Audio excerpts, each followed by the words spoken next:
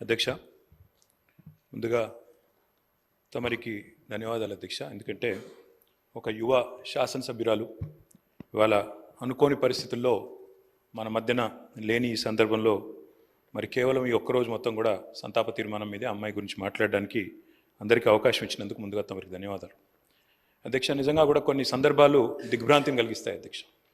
ఇవాళ జ్ఞాని సాయన్న గారు ఇప్పుడే ముఖ్యమంత్రి గారు చెప్పినట్టు ఒక సీనియర్ శాసనసభ్యుడు, 5 సార్లు గెలిచిన మంచి వ్యక్తి, మృదు స్వభావి, ఎప్పుడు ఎక్కడ ఎవరిని కలిసినా ఏ పార్టీలో ఉన్నా ఒక అజాత శత్రువుగా మంచి పేరు తెచ్చుకున్న వ్యక్తి జ్ఞాని సాయన్న గారు అధ్యక్ష. గతంలో పెద్దలు కేసీఆర్ గారి నాయకత్వంలో సాయన్న గారు, మేము అందరం కూడా కలిసికట్టుగా నగరాభివృద్ధికి ఎన్నో రకాలుగా కంటోన్మెంట్ కానీ తర్వాత నగరంలోని వివిధ ప్రాంతాలకు సంబంధించి కానీ చాలా కమిట్మెంట్తో పనిచేసిన నాయకుడు సాయన్న గారు అధ్యక్ష.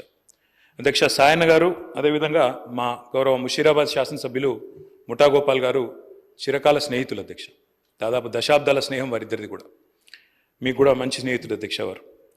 నాకు బాగా గుర్తున్న సందర్భం అధ్యక్ష, 2015వ సంవత్సరం ఆనాడు జిహెచ్ఎంసీ ఎలక్షన్స్ వచ్చినప్పుడు సాయన్న గారు కోరిన ఒకే ఒక్క కోరిక, నేను కవాడిగూడ నుండి లాస్యానందిత గారిని నేను కార్పొరేటర్గా చూడాలనుకుంటా ఉన్నాను, మా మిత్రుడు గోపాల్ గారు కూడా పూర్తిగా మద్దతుగా ఉన్నారని చెప్పి మొదటిసారి ఆ రోజు వచ్చి అడిగితే కేసీఆర్ గారు కాదనకుండా వెంటనే అమ్మాయికి ఒక మంచి భవిష్యత్తున్న నాయకురాలు, మంచి యంగ్ లీడర్గా బాగా చదువుకున్న అమ్మాయి, మంచి అవకాశం ఇవ్వాలన్న ఉద్దేశంతో ఆనాడు కవాడిగూడ నుంచి కార్పొరేటర్గా గెలిపించుకోవడం జరిగింది అధ్యక్ష. కానీ నిజంగా కొన్ని సందర్భాలు ఎట్లా ఉంటాయి అధ్యక్ష అంటే, ఇప్పుడు సాయన్న గారి కుటుంబాన్ని చూస్తూ ఉంటే విధి నిజంగానే వారి మీద పగబట్టిందేమో అన్నంత తీవ్రంగా ఒకే ఒక్క సంవత్సరంలో మరి అటు సాయన్న గారు దుర్మరణం పాలు కావడం, ఆ తర్వాత అనుకోని మరి మమ్మల్ని అందరినీ కూడా విస్మయపరుస్తూ దిగ్భ్రాంతికి గురి చేస్తూ లాస్యానందిత గారు కూడా ఈ రోడ్ యాక్సిడెంట్లో చనిపోవడం, ఇవన్నీ కూడా అత్యంత ఆవేదన కలిగించే అంశాలు అధ్యక్ష. ఒకటే ఏడాది లోపల అటు తండ్రి ఇటు కూతురు చనిపోవడం అంటే ఆ కుటుంబంలో ఎంత విషాదం ఉంటుందో మనం ఊహించవచ్చు అధ్యక్ష. కానీ చాలా చురుకైన అమ్మాయి అధ్యక్ష. ఆనాడు కార్పొరేటర్గా జిహెచ్ఎంసీలో పనిచేసిన, తదనంతరం సాయన్న గారు కొంత ఆరోగ్యం బాగలేకుండా అధ్యక్ష, బాగా డయాబెటీస్ ఎక్కువై చివరికి లెగ్ యాంపిటేట్ చేయాల్సిన పరిస్థితి వచ్చినప్పుడు కూడా ఒకవైపు నందిత, మరొక వైపు నివేదిత, ఇద్దరు అమ్మాయిలు పాపం ఆయనతో ఎల్లవేళలా ఎక్కడికి ఏదైనా మీటింగ్కి వచ్చినా, ఆఫీస్కి పోయినా, మంత్రులను కలిసేదున్నా లేదా అధికారులను కలిసేదున్నా ఇద్దరు అమ్మాయిలు కుడి భుజం ఎడమ భుజం మాదిరిగా ఆయనకి రెండు వైపులా ఉండి తీసుకొని పోయేవాళ్ళు అధ్యక్ష. మా దగ్గర కూడా చాలాసార్లు ముగ్గురు కలిసే వచ్చేది. అట్లాంటి కుటుంబం సాయన్న గారు మరణించిన తర్వాత ఇదే శాసనసభలో అధ్యక్ష ఆనాడు కేసీఆర్ గారు ముఖ్యమంత్రిగా సంతాప తీర్మానం చెప్పడమే కాకుండా ఆ కుటుంబానికి అన్ని రకాలుగా అండగా ఉంటామని చెప్పి హామీ ఇచ్చిన హామీ ప్రకారమే ఆ రోజు మళ్ళీ లాస్యానందిత గారికి 2023లో జరిగిన శాసనసభ ఎన్నికల్లో మరి ఆనాడు పార్టీ నుంచి అవకాశం కూడా ఇవ్వడం జరిగింది అధ్యక్ష.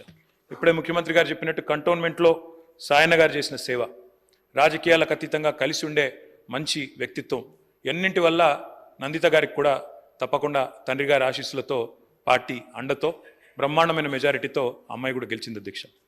బాధాకరం ఏమంటే సరిగా గెలిచిన కొద్ది కాలానికే మరి నల్లగొండలో మా పార్టీ సభ ఒకటి జరుగుతూ ఉంటే అక్కడికి నందిత గారు కూడా రావడం జరిగింది. ఆ రోజు కూడా రోడ్ యాక్సిడెంట్ అయింది. తన కారుకి పూర్తి స్థాయిలో ధ్వంసమై అమ్మాయి స్వల్ప గాయాలతో బయటపడ్డా కూడా మరి చాలా ఇబ్బంది పడ్డది అధ్యక్ష. చాలా మనోవేదనకు కూడా గురైంది. తదనంతరం వాళ్ళ ఇంట్లో కూడా ఒక చిన్న యాక్సిడెంట్ అయింది. వరుసగా ఏదో పగబట్టినట్టే నల్లగొండలో ప్రమాదం, తర్వాత అక్కడ లిఫ్ట్లో ప్రమాదం, ఆ తర్వాత మళ్ళీ అనుకోకుండా ఈ ఓఆర్ఆర్ మీద జరిగిన రోడ్ యాక్సిడెంట్లో అమ్మాయి మరణించడం జరిగింది అధ్యక్ష. మేము ఆ రోజు పార్టీగా మాట ఇచ్చి సాయన్న గారి కుటుంబం మా కుటుంబమే అని చెప్పి ఆనాడు లాస్యానందిత గారికి పార్టీ అవకాశం ఇచ్చింది అధ్యక్ష. అమ్మాయి గెలిచింది. దురదృష్టవశాత్తు ఏడాది లోపలే అమ్మాయి మరణిస్తే తిరిగి వారి సోదరి నివేదిత గారికి మొన్న జరిగిన ఉప ఎన్నికల్లో కూడా అవకాశం ఇచ్చింది అధ్యక్ష పార్టీ నాయకత్వం, కేసీఆర్ గారు. కానీ దురదృష్టం ఉప ఎన్నికల్లో మొన్న మా పార్టీ ఓటమి పాలు కావడం జరిగింది అధ్యక్ష. నిజంగా కల్లో కూడా అనుకోలేదు. చురుకైన ఒక నాయకురాలు, మంచి వ్యక్తిత్వం, మంచి విద్యార్హతలు కలిగిన ఒక మహిళ ఈ శాసనసభలో అడుగుపెట్టిందని చెప్పి సంతోషపడ్డాం. భవిష్యత్తు ఉజ్వలంగా ఉంటుంది అమ్మాయికి అని చెప్పి ఆశించినాం.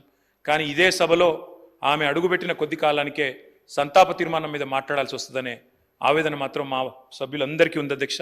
వారందరి మనోవేదన, ముఖ్యంగా మా గోపాలన్న గురించి అయితే ఆయన ఎంత బాధపడ్డారో నేను కళ్ళారా చూసిన అధ్యక్ష. అందుకే ఇలాంటి క్లిష్ట పరిస్థితుల్లో సాయన్న గారి మరణం తర్వాత మేమందరం కూడా ఆ కుటుంబానికి అండగా నిలబడాలని పార్టీగా నిర్ణయం తీసుకున్నాం. తర్వాత నందిత గారు, తర్వాత ఇప్పుడు నివేదిత గారు, వారి కుటుంబానికి ఈ రోజు అయితే కాదు అధ్యక్ష, భవిష్యత్తులో కూడా సంపూర్ణంగా అండగా ఉంటాం. ఈ సంతాప తీర్మానాన్ని పూర్తిగా బలపరుస్తూ ఆ కుటుంబానికి మనోధైర్యం భగవంతుడు ప్రసాదించాలని, లాస్యా నందిత గారి ఆత్మకు శాంతి చేకూరాలని ప్రార్థిస్తా ఉన్నాం అధ్యక్ష.